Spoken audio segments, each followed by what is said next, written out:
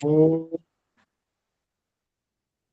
भूर्भुवः स्वः तत्सवितुर्वरेण्यं भर्गो देवस्य धीमहि धियो यो नः प्रचोदयात्।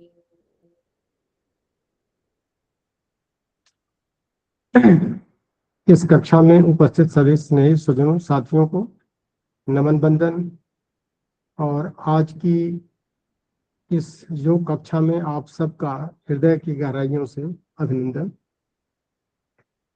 आज सूत्र संख्या 36 से लेकर के 40 समाधिपाद की चर्चा हम लोग 5 सूत्रों की डिटेल में करेंगे। और कंटिन्यूटी को बनाए रखने के लिए जो पिछली कक्षा थी, जो 20 मई को हुई थी, उसमें सूत्र संख्या 31 से 35 की चर्चा हुई थी। तो थोड़ा सा एक रिकैप ले लिया जाए 5 मिनट के लिए, ताकि हमारी कंटिन्यूटी जो है बरकरार रहे और हम आगे के सूत्रों को समझना थोड़ा सा सरल हो जाए। तो अभी जो चर्चाएं चल रही थी कि हम सभी योग पथ पर, साधना पथ पर आगे बढ़ रहे हैं स्टेप बाय स्टेप करके, डे बाय डे।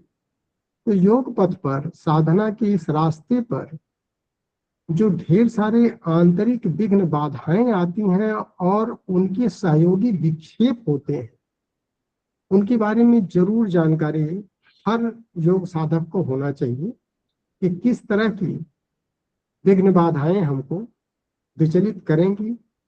उनको अंतराय नाम दिया गया है योग की भाषा में। वो 9 मुख्य हैं। 9 मुख्य कौन कौन सी हैं, जिस पर चर्चा 2 बार हो चुकी है एक रिकैप के साथ में। आज तीसरी बार पे बताएंगे कि व्याधि, स्त्यान, संशय, प्रमाद, आलस्य, अविरति, भ्रांति दर्शन, अलब्ध भूमिकत्व, अनवस्थितत्वानि चित्त विक्षेपा ते अंतराया।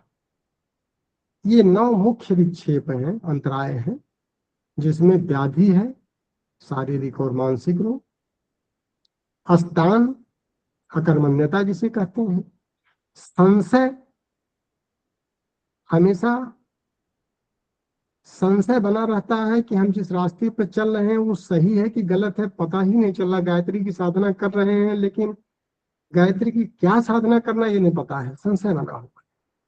प्रमाद, मानसिक जड़ता। आलस, शारीरिक निष्क्रियता। अविरति, राग द्वेष में इतना उलझ गए हैं कि मानव जीवन ही भूल गए हैं। भ्रांति दर्शन,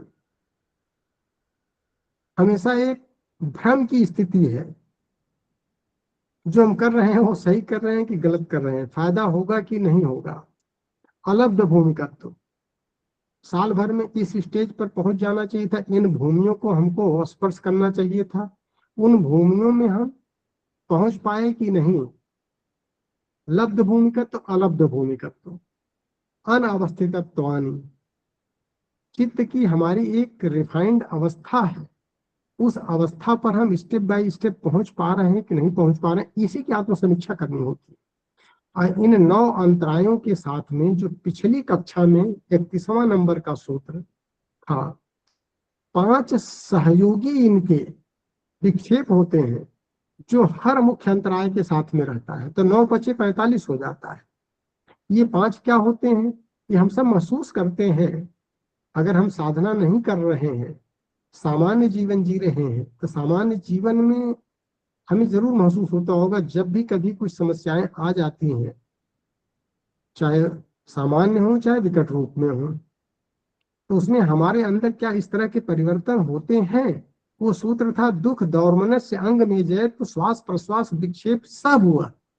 ये 5 जो इनके सहयोगी हैं विघ्न, 9 विघ्नों जो मुख्य अंतराय है, उनके सहयोगी दुख, आध्यात्मिक, आध्भौतिक, आध्दैविक। इसकी डिटेल में चर्चा पिछली कक्षा में हुई थी।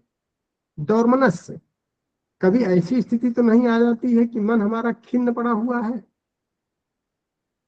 अनायास, अंग में जय, विपरीत परिस्थितियां कभी कभी थोड़ा सा ज्यादा विकट हो जाती हैं, तो हाथ पैर कांपने तो नहीं लग रहे हैं, भीतर से बाहर से कहीं हिल तो नहीं रहे हैं, श्वास प्रश्वास, श्वास प्रश्वास का मतलब कि जो बाहर की परिस्थितियां और आंतरिक विचार जो हमारे आ रहे हैं, ये हमको कहीं विचलित तो नहीं कर रहे हैं। इसी को श्वास प्रश्वास, संकल्प और विकल्प। बाहर की स्थितियों में कहीं हमने बहुत दूर तक तो नहीं सोच लिया है कि ये हमारे जीवन को चौपट कर देंगे, हमारी अशांति ला देंगे। वो हमारा श्वास हो गया। अंदर जो हमारे हैं प्रश्वास, जो बाहर प्रकट हो रहा है, हमारे जो विकल्प निकल रहे हैं। ये 5 तरह के सहयोगी जो है, ये विक्षेप हो जाते हैं। वो 9 विक्षेपों के सबके साथ पांचों जुड़ जाते हैं, तो 9 बचे 45। अब इसका अगले सूत्र में जो 32वां नंबर था, इसका उपाय क्या है? क्योंकि ये विघ्न बाधाएं अगर हमारे रास्ते से नहीं हटेंगी, और साधक को ही हटाना होता है, तो हम अपने लक्ष्य तक नहीं पहुंच पाएंगे जो हमारा लक्ष्य है। उसका सूत्र दिया था तत्प्रतिषेधार्थम एक तत्व अभ्यास है। एक तत्व का अभ्यास ही इनका प्रतिषेध करेगा, इन विघ्न बाधाओं से हमको निर्मूल करेगा।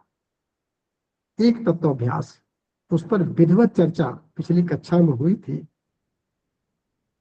एको ब्रह्म द्वितीयो नास्ति, वही एक ही तत्व है।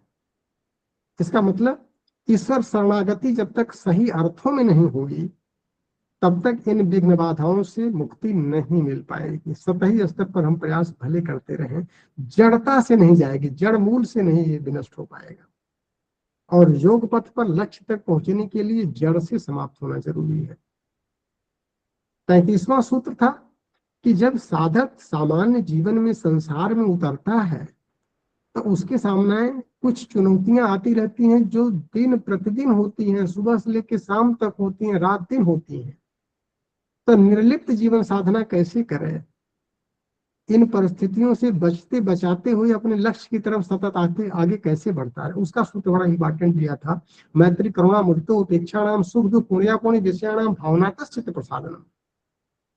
4 तरह के लोग हैं, उनके साथ 4 तरह का व्यवहार अगर हम करते हैं, तो हमारा चित्त हर क्षण प्रसन्न और आनंद में स्थित रहेगा, और हम योग पथ पर सतत आगे बढ़ते रहेंगे।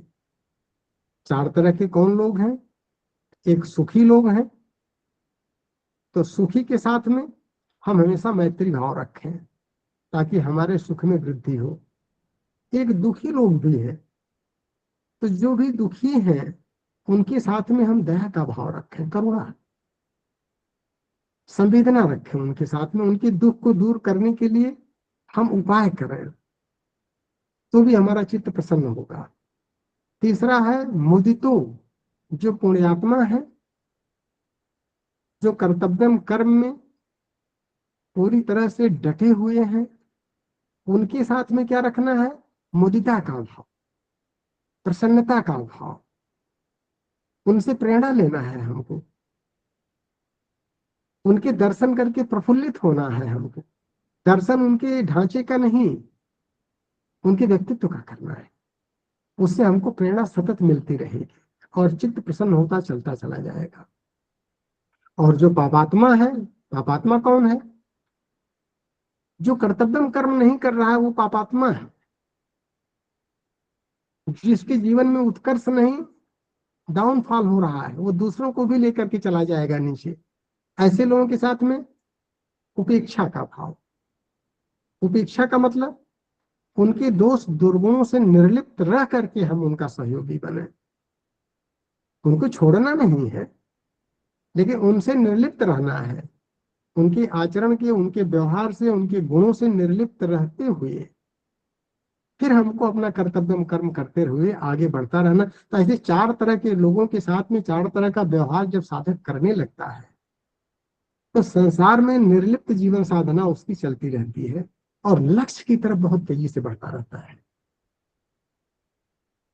विपरीत परिस्थितियां उसको विचलित करने के बजाय उसको सामर्थ्य देती हैं आगे बढ़ने के लिए। वो इनवाइट करता है विपरीत परिस्थितियों को, क्योंकि वही उसको ताकत देती है। अब प्रश्न फिर आता है कि चित्त शुद्धि के उपायों पर चर्चा कैसे की जाए। 4 तरह के व्यक्तित्व हैं, कुछ लोग क्रिया प्रधान हैं, क्रिया करने में ज्यादा विश्वास करते हैं। कुछ लोग ज्ञान प्रधान भी हैं, कुछ लोग ध्यान में ज्यादा विश्वास करते हैं, कुछ लोग भक्ति प्रधान। सबके लिए पातंजलि ने, महर्षि पातंजलि ने सबके लिए उपाय दे दिया है। और सबको चित्त शुद्धि करना है, क्योंकि लक्ष्य समाधि का है, और समाधि बिना चित्त शुद्धि के प्राप्त नहीं हो सकती। तो अब चित्त शुद्धि पर चर्चाएं चल रही हैं। तो 34वां सूत्र, जो क्रिया प्रधान लोग हैं, जो क्रिया करने में ज्यादा विश्वास रखते हैं, उनके लिए सूत्र दिया है, प्रच्छर्दन विधारणाभ्याम उभा प्रणस्य। जो हमारा प्राण है, इसका प्रच्छर्दन करना है और विधारणा करना है। प्रच्छर्दन मतलब बलपूर्वक इस प्राण को बाहर निकालना है, जो मलिन प्राण है। और विधारणाभ्याम मतलब बाहर ही रोक करके रखना, धारण नहीं करना है उसको। मतलब मलिनता जो हमारे प्राणों में है, उस मलिनता को दूर करने के लिए, ताकि चित्त की शुद्धि हो। क्योंकि प्राणों का संबंध मन और इंद्रियों के व्यापार से है। जो हमारी 5 ज्ञानेंद्रियां और 5 कर्मेंद्रियां जो अपने व्यापार करती हैं, पांचों अपने गुण दोषों में लिप्त रहती हैं और मन को प्रभावित करती रहती हैं, तो ये इनकी बिजनेस का, इनकी व्यापार का बहुत गहरा संबंध हमारे प्राण से है। क्योंकि प्राण जड़ात्मक भी है तो चेतनात्मक भी है। इसीलिए अपने मलिन प्राण को, जो हमारे अंदर है, जो हमको बेचैन कर रहा है, जो हमारे चित्त को मलिन कर रहा है, मैला कर रहा है, प्राणायाम के माध्यम से इस प्राण को बाहर निकालना, फोर्सफुल्ली मार के भगा देना और अंदर ना आने देना। जैसे किसी दुष्ट की बात कभी कभी चलती है कि भाई दुष्ट को मार के बाहर भगाओ, और फिर देखना वो गलती से अंदर ना आने पावे। ये 2 सूत्र कि प्रच्छर्दन विधारणाभ्याम व प्राणस्य। जिस प्राण का हम व्यापार कर रहे हैं, अहर्निश सतत हम प्राण के सहारे ही जी रहे हैं, उस प्राण के माध्यम से चित्त की मलिनता को प्राणों के द्वारा फोर्सफुल्ली बाहर करना। और बाहर कुछ देर अगर रोक के रख लिए तो बाहर वातावरण उसको उठा ले जाएगा, वो अपनी जगह खोज लेगा। उसको पता चल जाएगा कि अंदर अभी इस चित्त में जगह नहीं है। ये बड़ा इंपॉर्टेंट दिया है, उसको करके देखना चाहिए हम लोगों को, क्योंकि प्रतिदिन हम लोग करते हैं और प्रतिदिन निर्मलता बढ़ती जाती है। इसलिए कहा जाता है कि प्राणायाम सबसे, जितने लोग भी पराकाष्ठा पर पहुंचे हैं, रास्ता प्राणायाम का ही रहा है। जितने भी महापुरुष हुए हैं, घंटों प्राणायाम करते हैं, यही प्राणायाम है, चित्त की निर्मलता। क्योंकि उनको योग पथ पर समाधि की तरफ बढ़ना है। दूसरा, जो ज्ञान प्रधान लोग हैं, जो क्रिया प्रधान नहीं है, ज्ञान की बात कर रहे हैं, ध्यान की बात कर रहे हैं, गहराई की बात कर रहे हैं, उनके लिए अगला सूत्र जो 35वें नंबर का था पिछली कक्षा में, विषयवती व प्रवृत्ति उत्पन्ना मनसा स्थित निबंधनी। विषयवती, जो हमारे विषय हैं, 5 सब्जेक्ट हैं, उन पांचों सब्जेक्ट, 5 इंद्रियों की 5 विषय, शब्द स्पर्श रूप रस गंध, इनकी जब हम साधना करते हैं, इसको तन्मात्रा साधना कहते हैं। तो तन्मात्रा साधना में एक्चुअली होता क्या है, दृष्टिकोण का परिमार्जन करते हैं, और जो हमारी बहिर्मुखी वृत्तियां हैं वो फिर अंतर्मुखी होने लगती हैं, दिशा बदल जाती है। इसी को कहते हैं दृष्टिकोण का परिवर्तन। और दृष्टिकोण का परिवर्तन करते ही देखने की हमारी शैली, समझने की शैली ही उल्टी हो जाएगी। तो पहले हम उल्टा देख रहे हैं, उसको उल्टा को उलट देंगे तो सीधा हो जाएगा। तो यही जो विषयी प्रवृत्तियां हैं, वो दिव्य प्रवृत्तियों में परिवर्तित हो जाएंगी, और वही हमारे मन की वृत्तियों को निबंधन कर देती है, मतलब निरुद्ध कर देती हैं चित्त की वृत्तियों को। और चित्त जो है निर्मल होता चला जाता है। तो चित्त शुद्धि का जो ज्ञानात्मक उपाय है, क्योंकि ये कठिन है थोड़ा सा, तन्मात्रा साधना, जिसको मन की सबसे पावरफुल साधना के नाम से तन्मात्रा साधना दिया गया है। और जब मनोमय को साधक क्रॉस करता है, तभी क्रॉस करने की बाद ही अध्यात्म शुरू होता है, जिसको विज्ञानमय कोश कहा गया है। तो दृष्टिकोण का परिमार्जन हम विषयवती व प्रवृत्ति, दिव्य प्रवृत्ति उत्पन्न होती है, और वही दिव्य प्रवृत्ति मनसा स्थित निबंधनी, मन की वृत्तियों का निबंधन कर देती है, कंट्रोल कर देती है उसका। अब उसी क्रम में हम आज फिर जो सूत्र आज असाइन किया गया है कि 36 से 40, तो 35वां सूत्र ज्ञानात्मक था। अब चित्त शुद्धि के, चित्त की स्थिरता के लिए अन्य उपाय अलग अलग प्रवृत्तियों वाले साधकों के लिए। अब 36वां सूत्र जो आज का पहला सूत्र है, बहुत इंपॉर्टेंट सूत्र, विशोका व ज्योतिषमती। जो भक्ति प्रधान साधक है, भावनाशील लोग हैं, उनके लिए विशोका व ज्योतिषमती, इसके तत्व ज्ञान को समझना चाहिए। विशोका व ज्योतिषमती का मतलब क्या हुआ? व मतलब अथवा, इसके अतिरिक्त जो ज्ञान साधना और क्रिया साधना दो पर चर्चा हुई है, उसके अतिरिक्त दुख रहित विश्व का दिव्य प्रकाश से ओतप्रोत वस्तु का जब ध्यान करते हैं तो चित्त स्थिर हो जाता है, चित्त की वृत्तियां एकाग्र और निरुद्ध होने लगती हैं। किसका ध्यान करते हैं? दिव्य प्रकाश का। जब दिव्य प्रकाश से ओतप्रोत वस्तु का ध्यान करते हैं, इसकी थोड़ा सा तत्व ज्ञान को हम लोग समझने का प्रयास करें। जब समझ जाएंगे तो फिर सरलता से साधना में सहयोग मिलेगा। आप इसको इस रूप में लें, सीधे हम परमात्मा को नहीं पकड़ सकते हैं। एक आप मासूम बच्चे को ले लें, जो 1-2 साल का, 3 साल का मासूम बच्चा होता है, जीवन की मलिनता से ओतप्रोत नहीं है। उससे सरल उपाय बाल स्वरूप कृष्ण को ले लें। उनके प्रसन्न मुख को देख करके किसको प्रसन्नता नहीं होती है? सीधी सी बताएं, कितना हम दुख से व्यथित हो। एक मासूम बच्चे को, जो सर्विस करने वाले लोग हैं, हमने प्रैक्टिकल किया है कि यंग एज में जब सर्विस की रिस्पॉन्सिबिलिटी बहुत ज्यादा रहती थी और ढेर सारे टेंशन से भरे वातावरण में काम करना पड़ता था, 10 घंटे 12 घंटे, और हेक्टिक प्रॉब्लम्स को रिजॉल्व करके घर पर आते आते मस्तिष्क कितना बोझिल हो जाता था, सेचुरेट हो जाता था, टेंशन से भर जाता था। तो अपने छोटे बच्चों के साथ में हम आधे घंटे, 15 मिनट, 1 घंटे, जितना समय रहता था उतना समय उसके साथ में खेल लेते थे बिस्तर पर। पूरा टेंशन दूर हो जाता था। ऑफिस के जो सीरियस इश्यूज रहते थे सब रिजॉल्व हो जाते थे देर आफ्टर। तो मासूम बच्चे को बाल स्वरूप के प्रसन्न मुख को देख करके क्यों प्रसन्नता होती है? या अगर उससे ऊपर चले, किसी हंसमुख निश्चल व्यक्तित्व के व्यक्ति को देखें, उसके साथ कुछ देर खड़े हो जाए, देखें हमारे मन के दुख जो है दूर हो जाते हैं कि नहीं होते? आखिर है क्या चीज इसमें?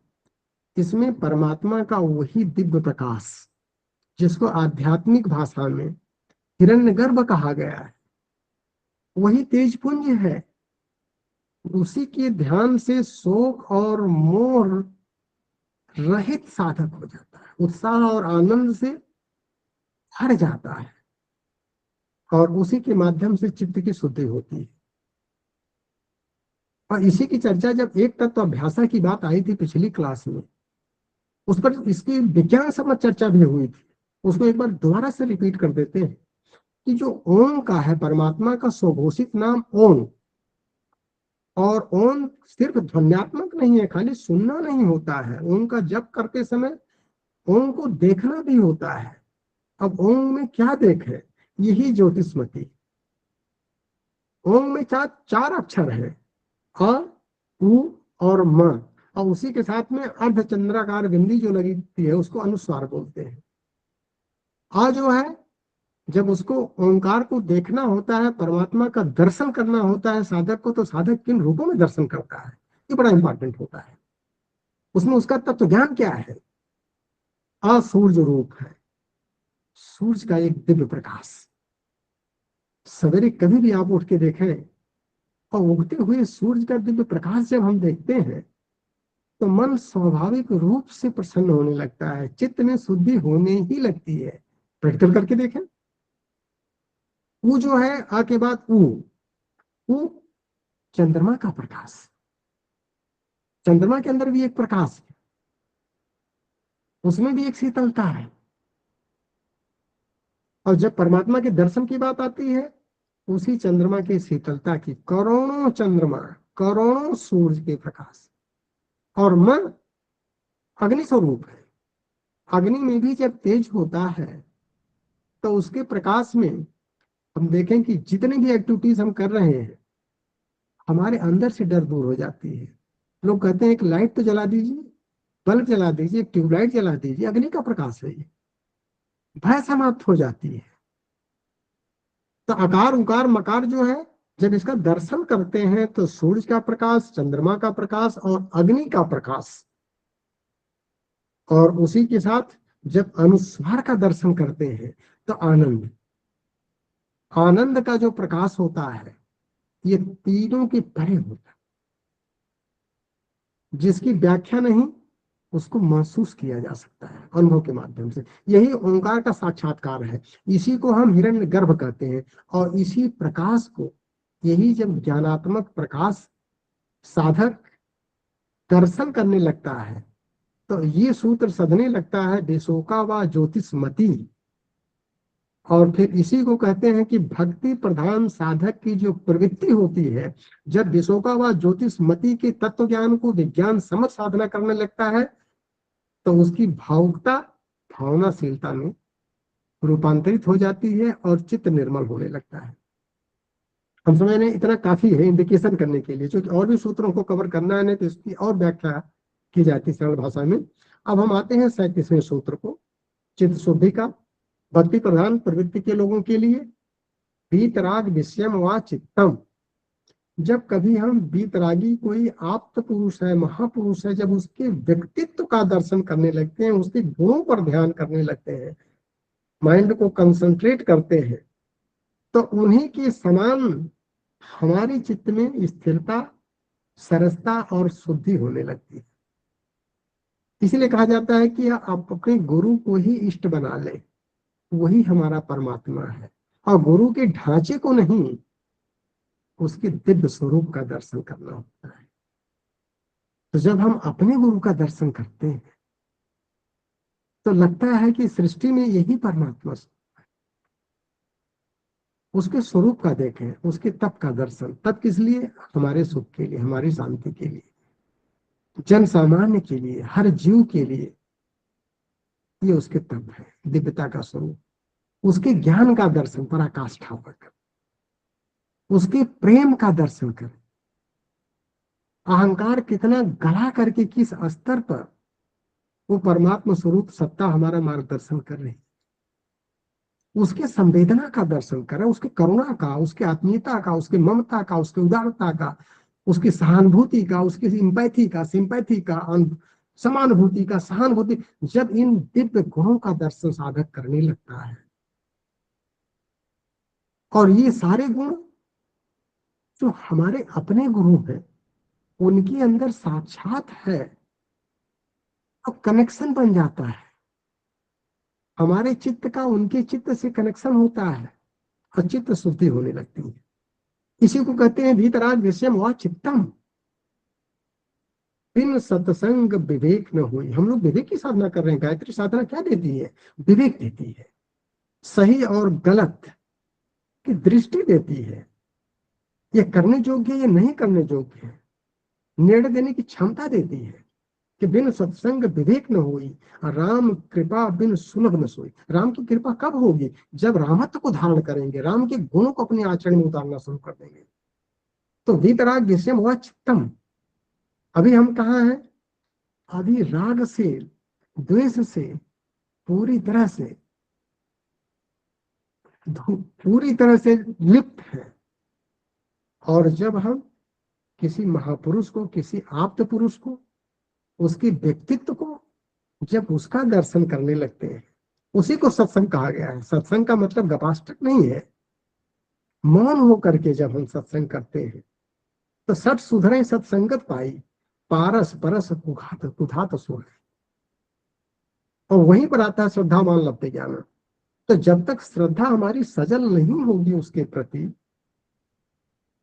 भक्ति हमारी जब तक प्रगाढ़ नहीं होगी, तब तक हमारा वीतराग विषयम व चित्तम नहीं सधेगा। भक्ति की भी चर्चा पिछली कक्षाओं में हुई, एक दो कक्षाएं में। प्रथम भगत संतन कर संगा, राम बता रहे हैं सबरी को, गायत्री साधना करा रहे हैं, गायत्री के 9 स्टेप बता रहे हैं, 9 शब्दों की व्याख्या कर रहे हैं, वही नवधा भक्ति है गायत्री साधना। प्रथम भगत संतन कर संगा, दूसर मम रत कथा प्रसंगा, गुरुपद पंकज सेवा, तीसर भगत अमान, और चौथी भगत मम गुण गण, करिए कपट तज घान। ये 4 भक्ति जब आती है तब 5वें का नंबर और गहराई में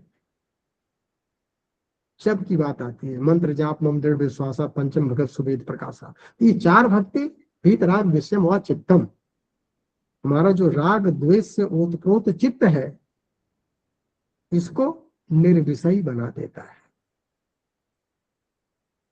और अब हम चलते हैं 38वें सूत्र पर कि स्वप्न निद्रा ज्ञान आलंबनम हुआ, जो ज्ञान प्रधान साधक है, जो तत्व चिंतन के माध्यम से आगे बढ़ना चाहते हैं, जो विज्ञान सम्मत साधना करना चाहते हैं, वो थोड़ा सा ज्ञान की एक्सरसाइज कर लें कि स्वप्न व निद्रा के ज्ञान का अगर हम आश्रय लेने लगते हैं तो चित्त निर्मल होने लगता है।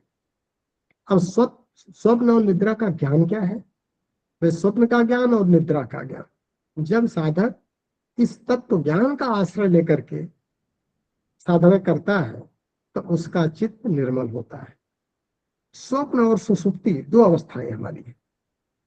इसमें हम देखें कि हमारी अधिकांश समस्याएं जागृत अवस्था में ही होती हैं, और जो जागृत हमारे सब्जेक्ट हैं, जो विषय हैं जिनको लेकर के हमारी चित्त की वृत्तियां जो है उठ रही हैं, तमाम दुख आ रहे हैं, परेशानी आ रही है, टेंशन आ रहा है, ये सब इंद्रियों की चंचलता स्वप्नावस्था में नष्ट हो जाती है।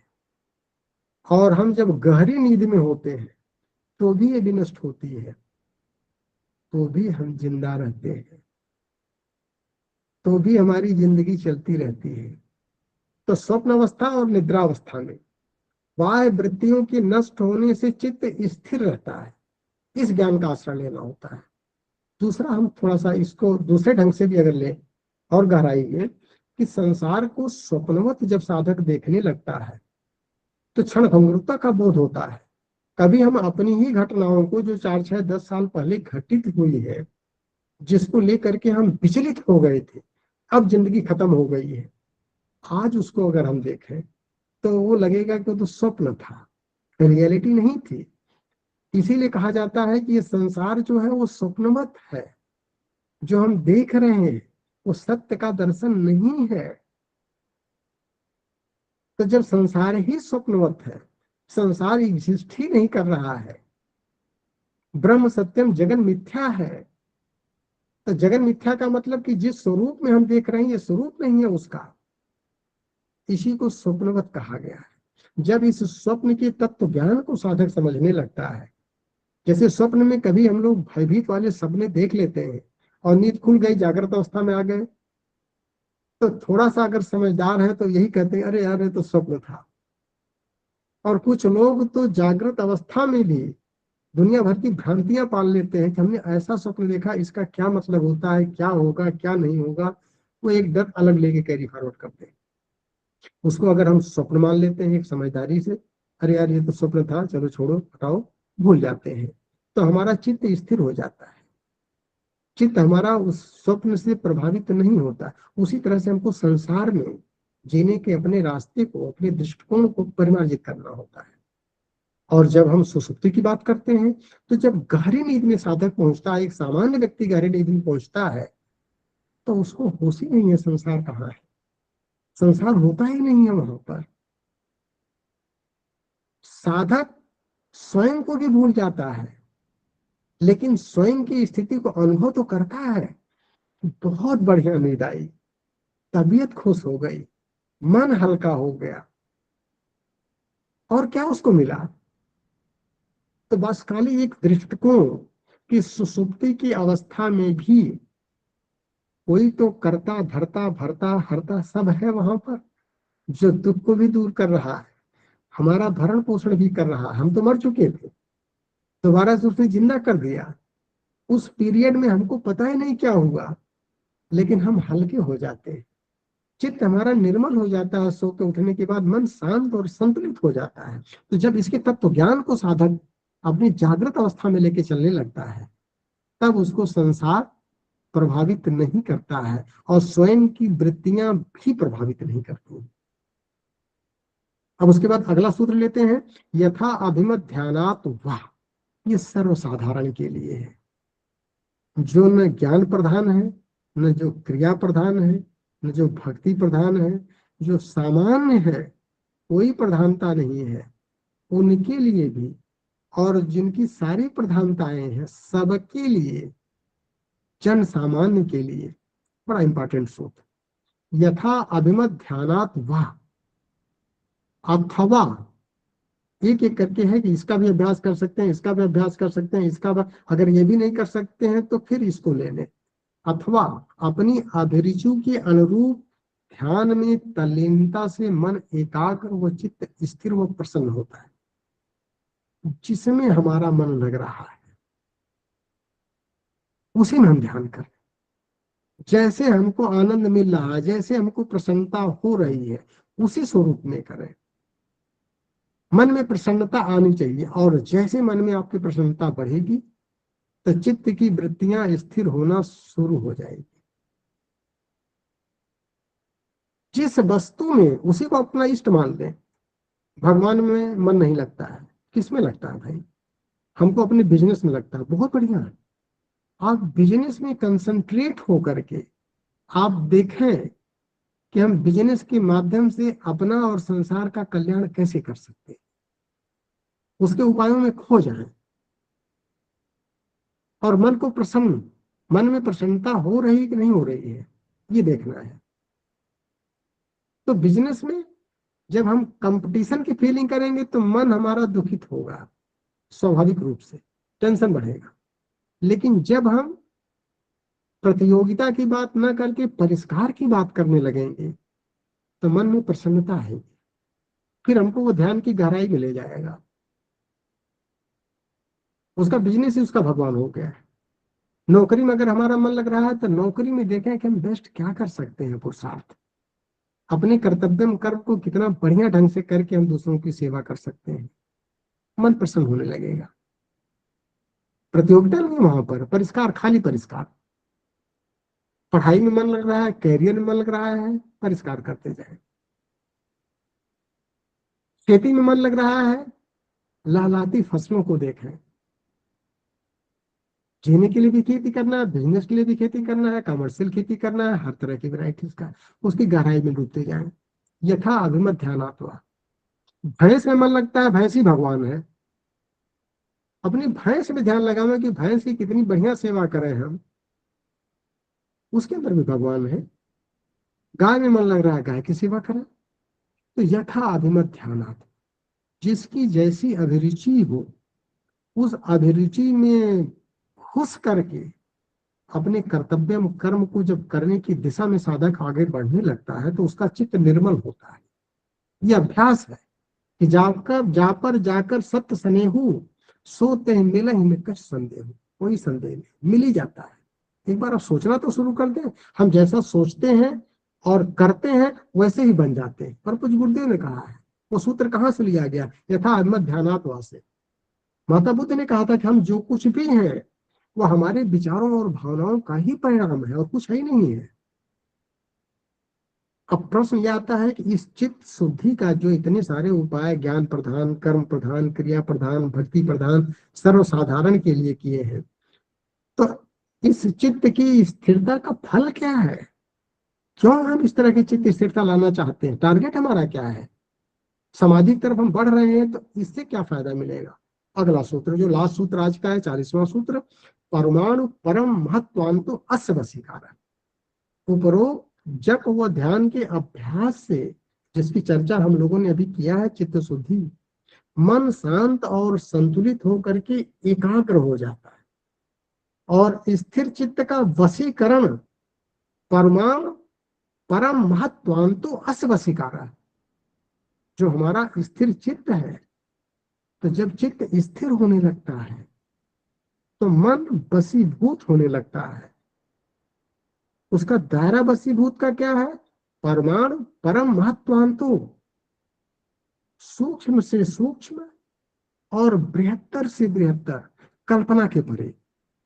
इसको ये कह सकते हैं अणु रणीयान महतो महियान।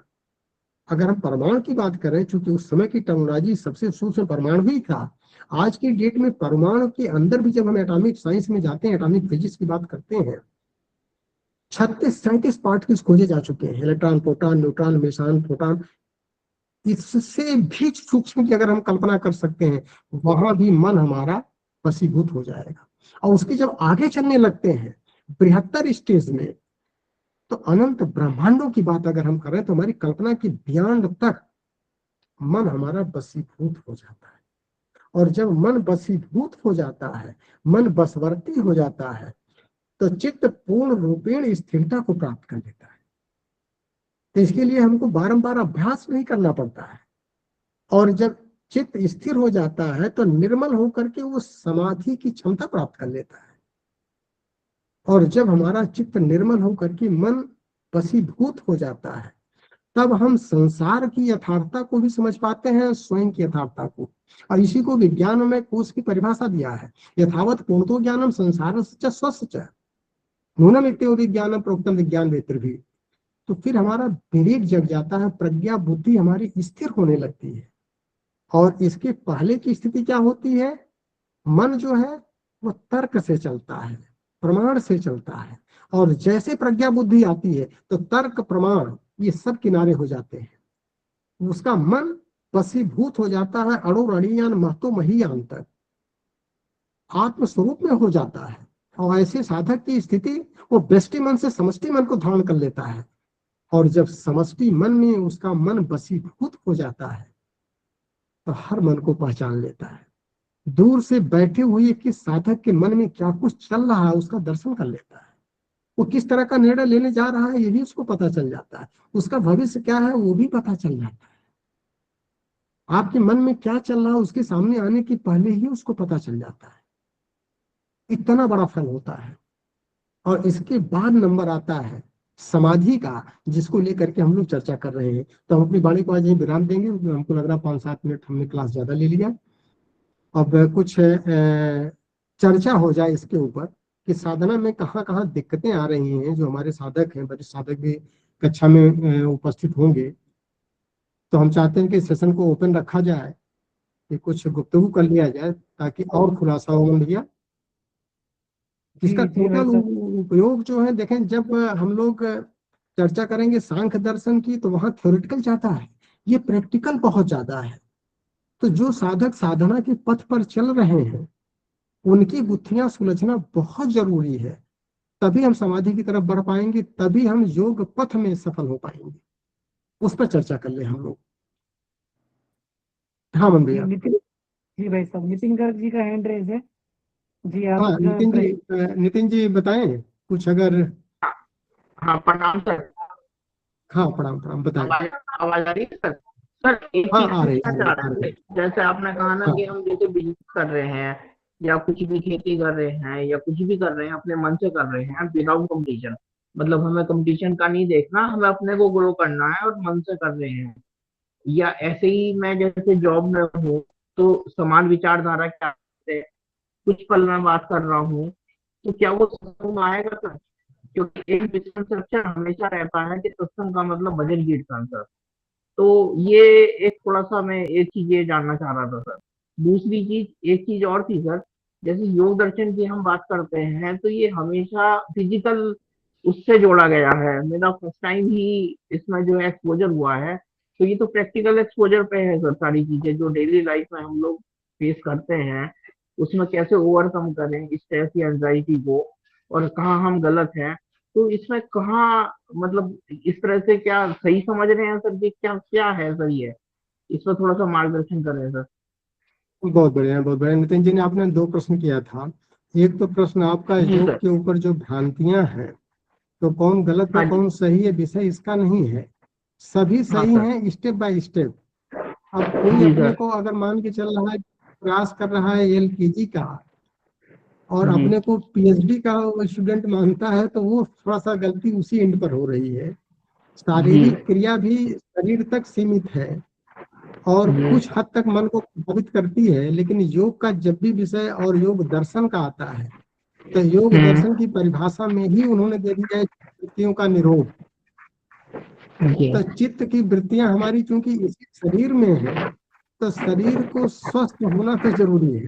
तो स्वस्थ रखने के लिए अगर कुछ क्रियाकलाप हम कर रहे हैं उसको भी योग का एक अंग माना जा सकता है। इसीलिए आसन की परिभाषा आएंगे अगले जब पाठ शुरू होगा साधन पाद में, तो वहां पर आसन की बात आई है कि आसन है क्या। तो आसन है तो आसन का मतलब शारीरिक क्रिया से नहीं है, मन की स्थिरता से मन का आसन करना होता है। तो योग दर्शन में किया गया है, तो योग दर्शन में जो कुछ भी एक्सरसाइज करनी होती है वो चित्त की करनी है, इंद्रियों की करनी है, मन की करनी है, बुद्धि की करनी है, अहंकार की करनी है।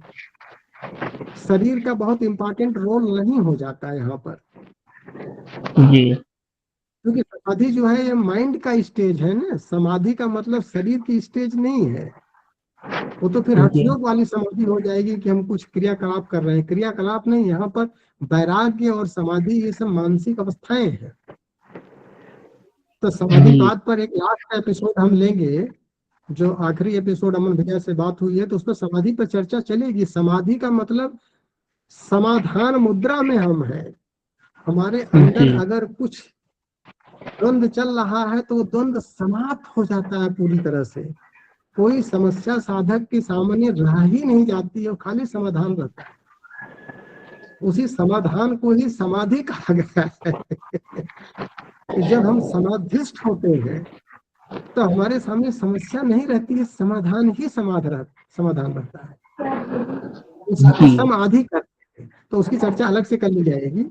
तो इसका एक तो ये विषय रहा, आपने कहा था कि जो हम ध्यान लगा करके अपने कर्म को कर रहे हैं, या क्या सब्जेक्ट था? जी सर, ये सब्जेक्ट था सर। हम कोई भी काम कर रहे हैं, चाहे हम कार्यालय में कर रहे हैं या हम अपने बिजनेस में हैं, विदाउट केयरिंग द कंपटीशन, मतलब किसी कंपटीशन के लिए नहीं कर रहे हैं, हम अपने काम को कर रहे हैं, तो क्या वो सत्संग आएगा? क्योंकि सत्संग का जब भी सर ये वर्ड आता है कि क्योंकि अध्यात्म की सही यात्रा में कंपटीशन के लिए कोई गुंजाइश नहीं है, सभी हम ब्रह्मास्मि के भाव में है। तो खाली हमारा पर्सनल रिफाइनमेंट करना होता है, हम परिष्कार की बात करते हैं खाली।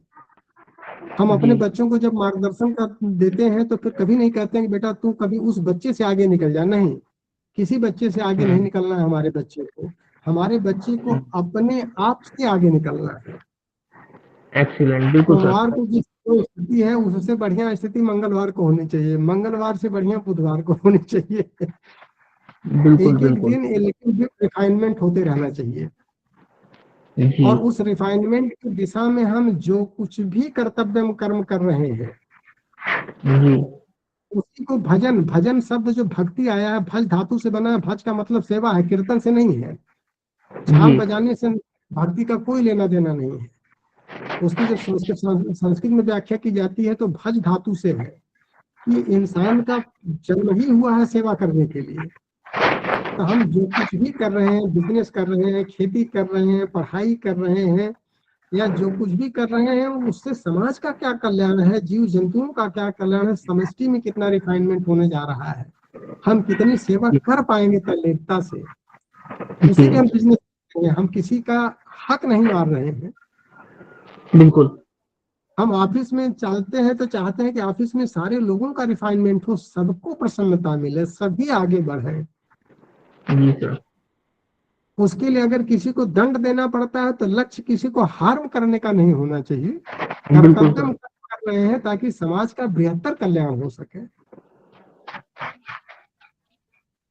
क्लियर हो पा रहा है?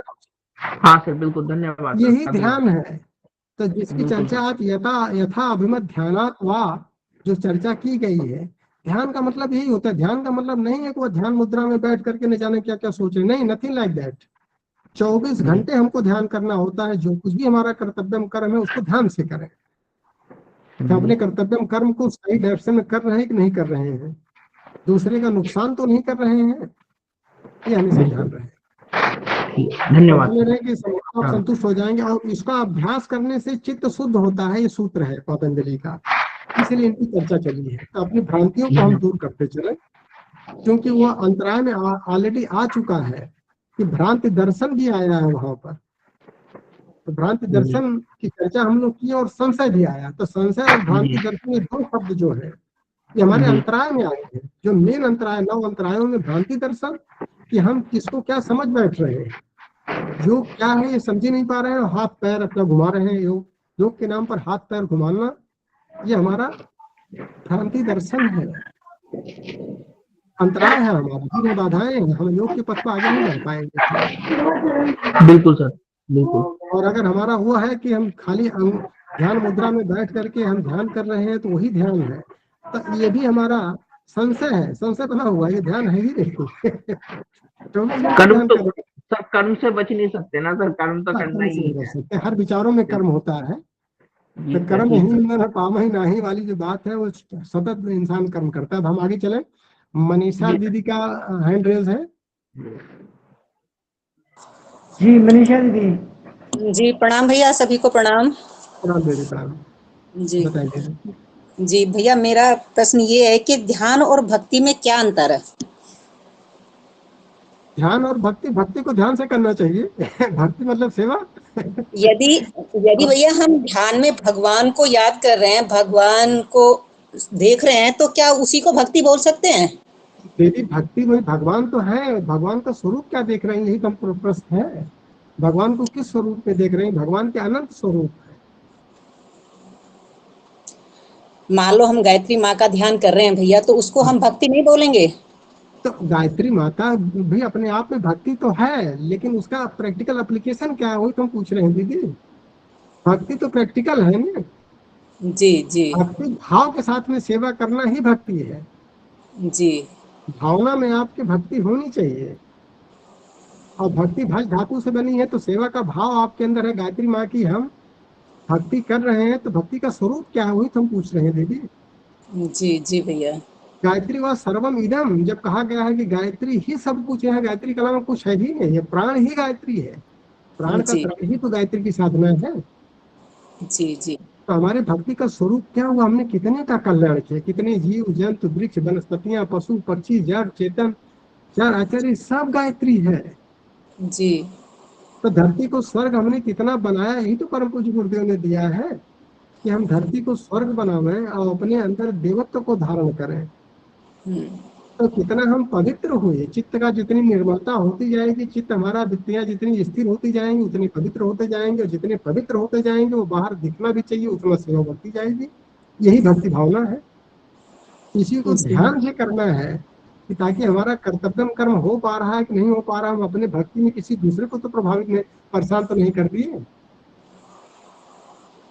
जी भैया, यदि जब हम कोई एप्लीकेशन नहीं कर रहे हैं, बस बैठे हुए हैं, तो फिर हमारी कोई भक्ति नहीं मानी जाएगी? तब तो फिर ये तो खत्म हो जाएगा। योग दर्शन टोटल प्रैक्टिकल ही है दीदी। जो जी चर्चा जी हो रही है, जी ये भैया। तो थ्योरी के माध्यम से प्रैक्टिकल करने की बात है ना, टोटल जी प्रैक्टिकल है ये। वो दिखना चाहिए। दिखना चाहिए, आपके जीवन में दिखना चाहिए, आचरण में उतरना चाहिए, आपके रोए रोए से दिखना चाहिए, हर सांस में आपके आना चाहिए व्यवहार। हम्म। ठीक है भैया, प्रणाम भैया। तो प्रणाम दीदी, प्रणाम। और भी किसी का हैंड रेज है क्या? जी जी प्रहलाद जी भाई साहब। जी भाई साहब, आप सबों को मेरा साथ प्रणाम। नितिन जी अपना हैंड डाउन कर लीजिए, नहीं तो हाथ में दर्द करेगा आपके।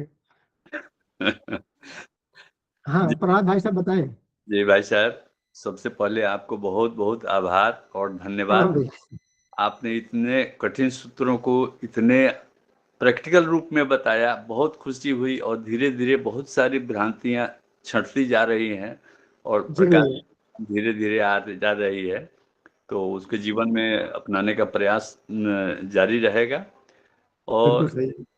प्रश्न हमारा ये मन में उठता है कि ये गोस्वामी जी ने नवधा भक्ति के विषय में जो लिखा है, जी उस ये भक्ति के 9 स्टेप हैं या 9 प्रकार हैं?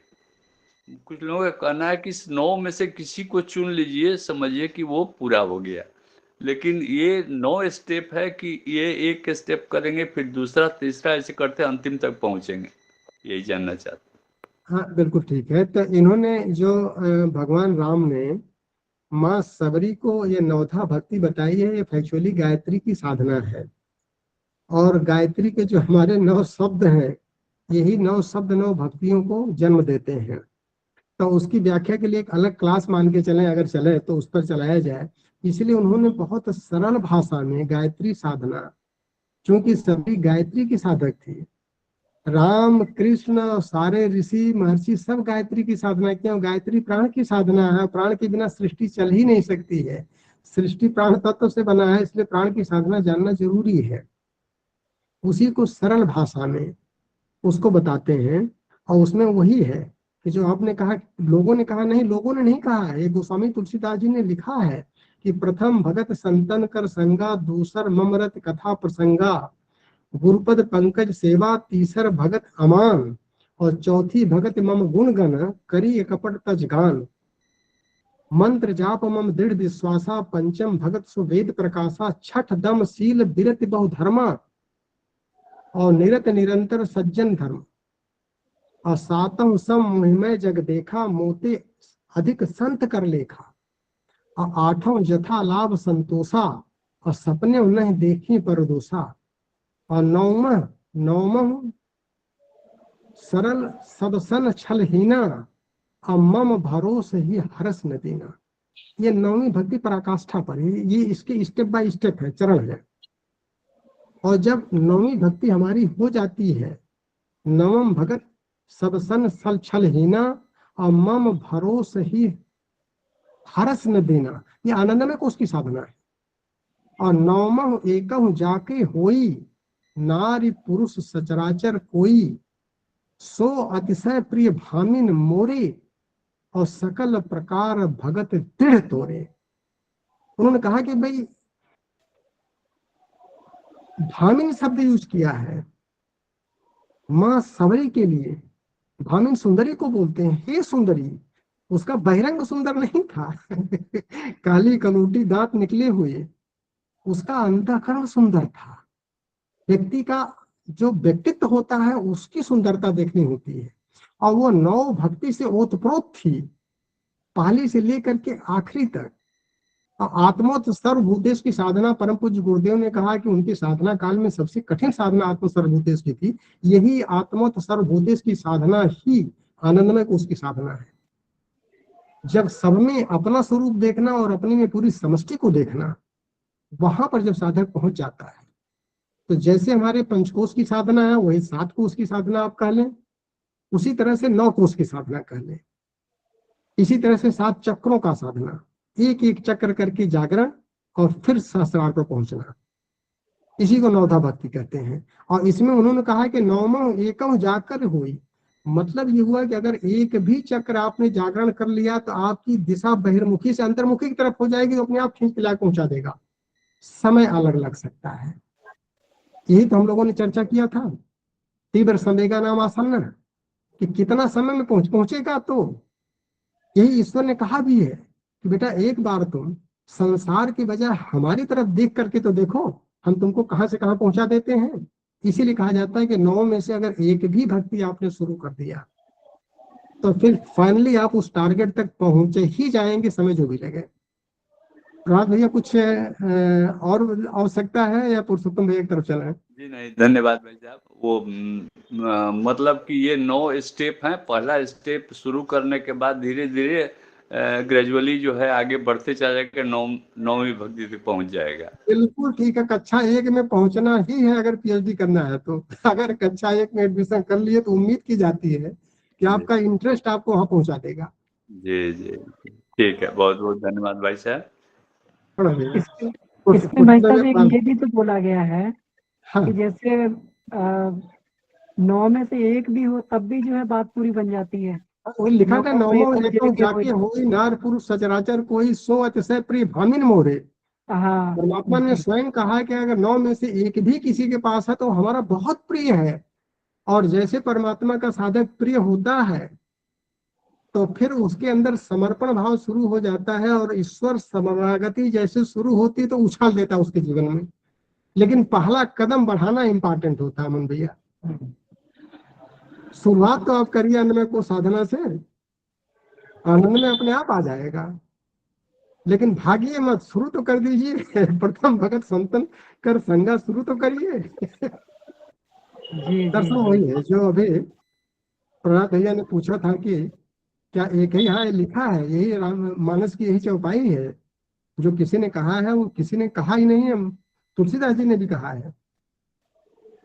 अब सीधे पुरुषोत्तम भैया के पास चले, 2-3 मिनट का समय और रह जी गया है। जी पुरुषोत्तम जी भाई साहब। जी जी जी भाई साहब, प्रणाम सभी छात्रों हाँ को प्रणाम प्रणाम। भैया प्रणाम। 33वां जो सूत्र है भाई साहब, वो वीतराग विषयम व चित्तम।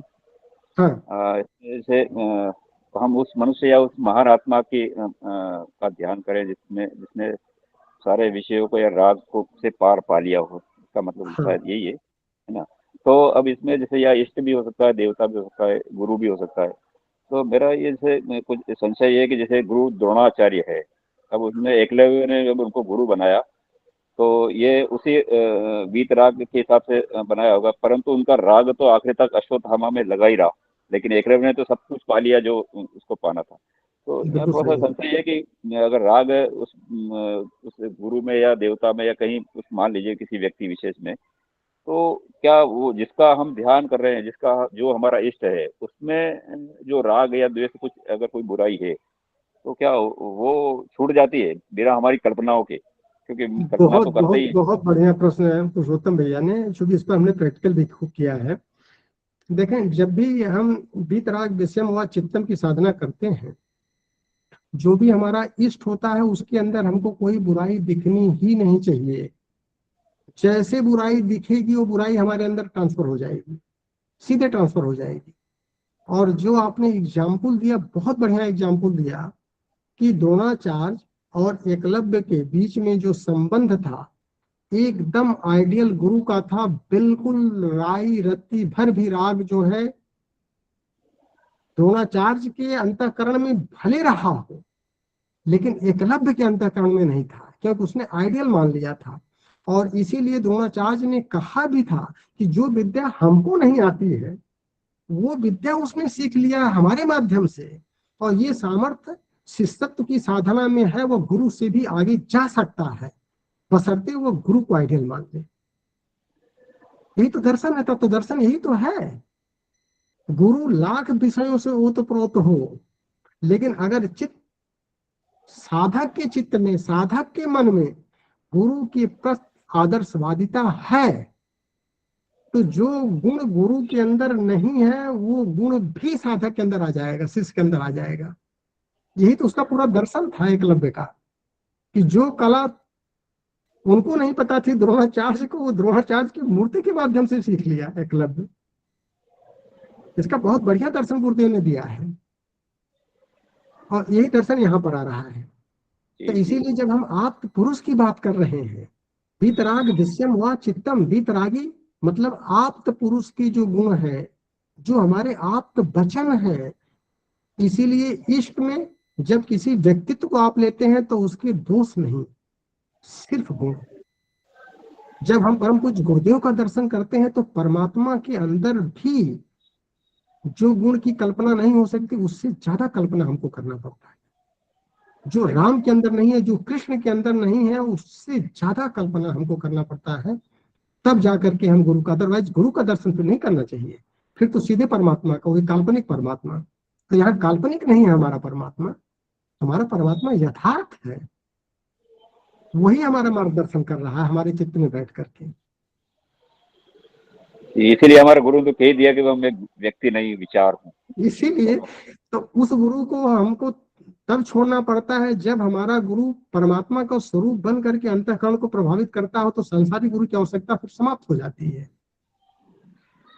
संसारी गुरु की आवश्यकता तभी तक रहती है जब तक हमारे अंतःकरण में गुरु मार्गदर्शन नहीं करता है।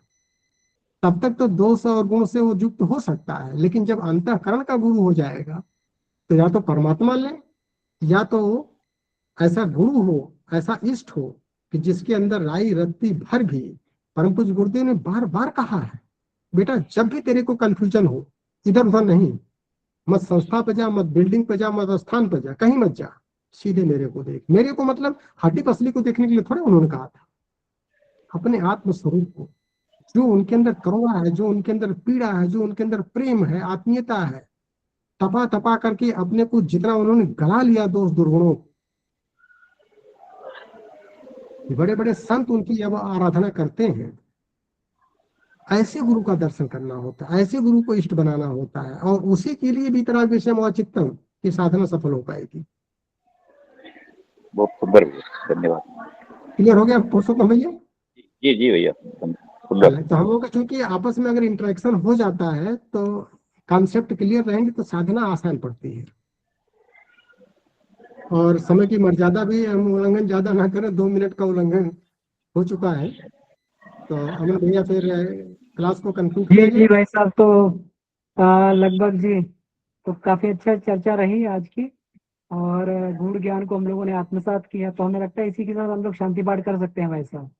तो आपसे ठीक है, निवेदन है बहुत आप भी बढ़िया। शांति तो हम पाठ लोग इस करके तरह दें। से, चूंकि अब इसके आगे का जो विषय आ रहा है 41 से लेकर के 51 तक, उसको प्रयास रहेगा 2 क्लास में समेटा जाए।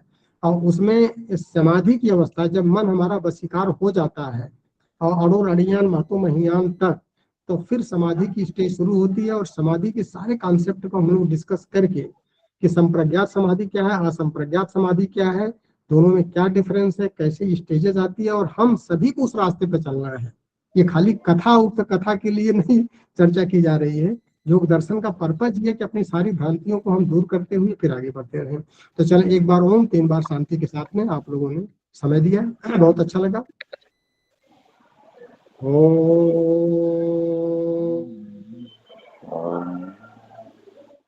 शांति शांति शांति। चलो, सभी को प्रणाम।